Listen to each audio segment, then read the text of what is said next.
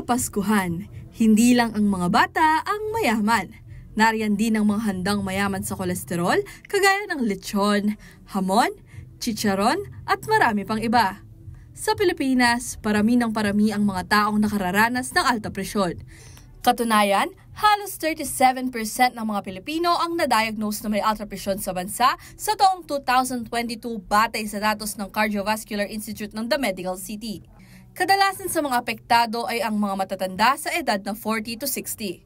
Pero kids, huwag maging kampante dahil pwede nyo rin makuha ito. Makikita natin ito mas common sa mga may edad na, no? Pero lately, even yung mga medyo mas bata, apektado na ng hypertension. Siguro isa sa mga sanhi is yung lifestyle at minsan yung mas maagang nadedetect.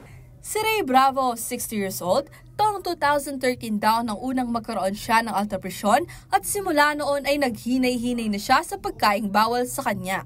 Pero tuwing holiday season, hindi raw talaga maiwasan ng masobrahan sa pagkain dahil ika nga nila, masarap ang bawal. Lalo pag Pasko makikita mo yung lechon. Usually, alam mo naman tayo, pag Pasko may handaan, doon lang nakakabili ng mga ganyan, nakakakain ng mga ganyan.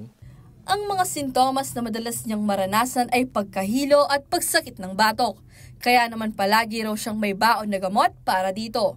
Paalala ng presidente ng Philippine Heart Association Central Luzon Chapter na si Dr. John Joseph Manalo, okay lang naman i-enjoy ang pagkain ngayong Kapaskuhan, pero dapat ay magdahan-dahan pa rin.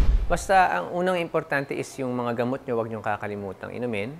Yung sa pagkain naman, in moderation, no? Everything in moderation.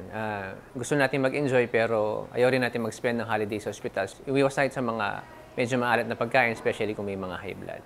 Ngunit wait lang, hindi lang sa pagkain pwedeng ma-high blood. Dahil ang hypertension, pwede ring mamana.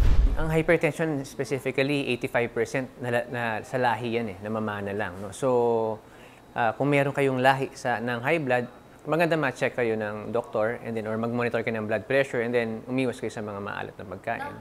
Nagpaalala naman si Dr. Manalo na regular na magpa-check up sa doktor dahil kadalasan hindi nagpapakita ng sintomas ang alta presyon. Ashley Punzalan, CLTV 36 News.